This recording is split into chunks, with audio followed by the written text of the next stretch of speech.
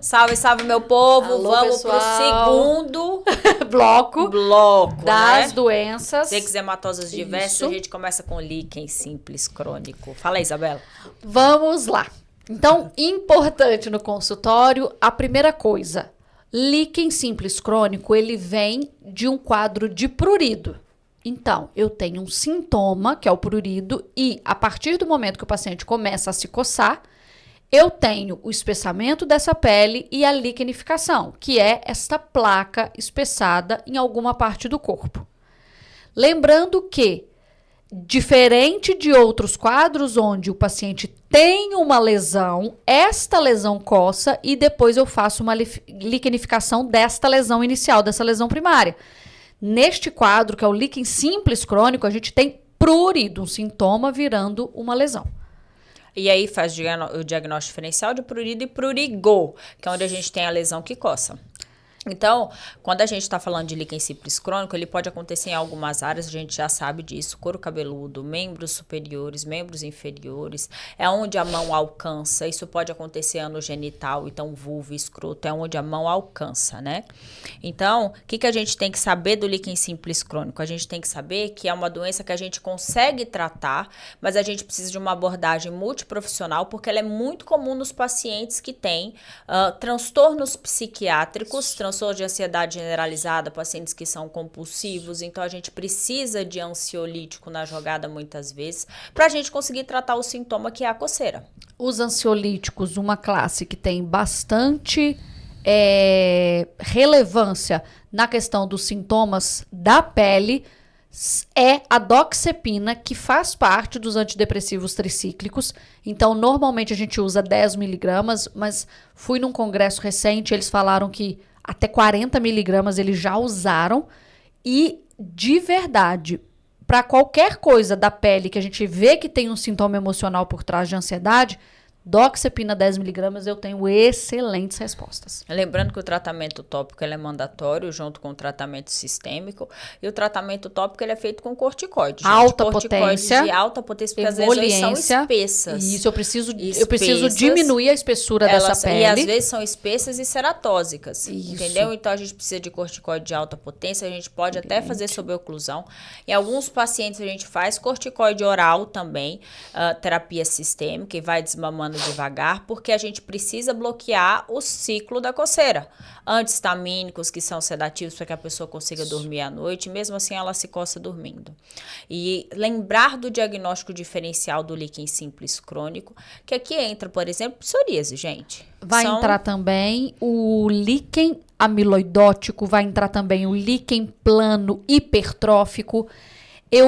Dependendo da fase que você vê essa liquenificação, o paciente ele traumatizou tanto essa pele que, apesar de ter espessamento em algumas áreas, nessa placa, em alguns locais, eu vejo uma atrofia. Então, a gente vê aquela coloração esbranquiçada de uma pele atrófica e até pontos, imagina numa pele negra, pontos que parecem de repigmentação, de ilhotas de repigmentação do vitiligo. Então, a gente vê uma pele atrófica, mas aí no vitiligo a gente não tem atrofia, então esse vai ser o diferencial.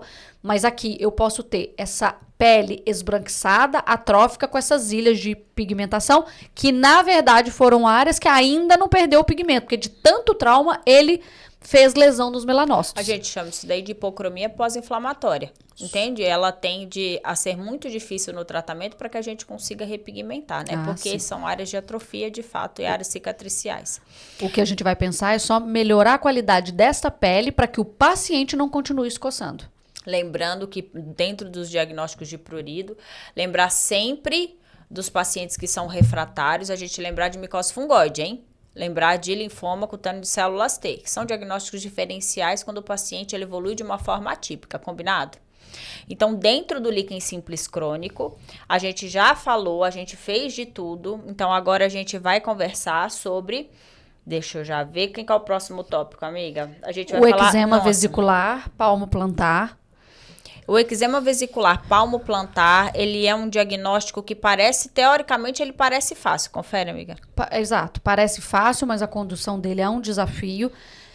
No geral, a gente vai ter a manifestação de vesículas, microvesículas, nas regiões de palma, planta, as duas ao mesmo tempo. Os pacientes, no geral, são jovens. A gente tem um quadro que pode fazer uma confusão com uma dermatite de contato ou por irritante primário ou dermatite de contato alérgica. Os pacientes com atopia, os pacientes que usam medicações, por exemplo. Medicamentos. Os pacientes que têm, são HIV que usa, por exemplo, a terapia antirretroviral, então saber exatamente quando o eczema desidrótico, o eczema o vesicular palmo-plantar, ele acontece. E a gente sabe que as lesões são muito características, principalmente aquelas vesículas que ficam, por exemplo, ao redor na lateral dos dedos, mas pode acometer a planta e pode acometer a palma. Pode ou não vir acompanhado de hiperceratose, e aí faz outros diagnósticos diferenciais, porque o Belda traz 5 tipos desse eczema vésico-papular. Desses 5 tipos, palmo plantar, ó, olha só, amiga. Ele traz esses 5 inclusive o bolhoso, tipos. que eu nunca vi no consultório, né? Ou se já vi, deixei passar achando que era outra coisa. Mas o tratamento não vai... eu pensaria provavelmente no mesmo tratamento, Sim, mas sim. de fato é um quadro que eu não vi, o bolhoso, né? Normalmente a gente vê aquelas microvesículas. E aí, por exemplo, todo mundo bate o olho e fala assim, é desidrose, é desidrose, é desidrose. Isso. Mas a desidrose, ela tem características, por exemplo, surtos e remissões. Então, Mas a desidrose está dentro aqui desse do eczema desidrótico. Tá dentro dessa classificação, é uma delas. Só que o certo não seria usar desidrose, lembrando... Dentro do eczema vesicular. Isso, dentro do eczema vesicular. Lembrando que a desidrose, antigamente, ela se referia a uma alteração da glândula sudorípara. Sim. Écrina. Sim. E deixou um pouco de ser isso. Ela está dentro aqui de uma das possíveis apresentações, né, desse quadro desidrótico, mas não é a única. Ela não é a única. Então, a Isabela falou, por exemplo, da desidrose bolhosa. A Isabela já falou sobre isso. A Isabela já falou da dermatite crônica das mãos, tá? A dermatite crônica das mãos, ela vem associada à dermatite de contato alérgico. A gente precisa, por exemplo, excluir sensibilidade a níquel, por exemplo, borracha. Dentro da investigação dos pacientes que têm o eczema vesicular palmo-plantar. A gente tem a reação tipo ID.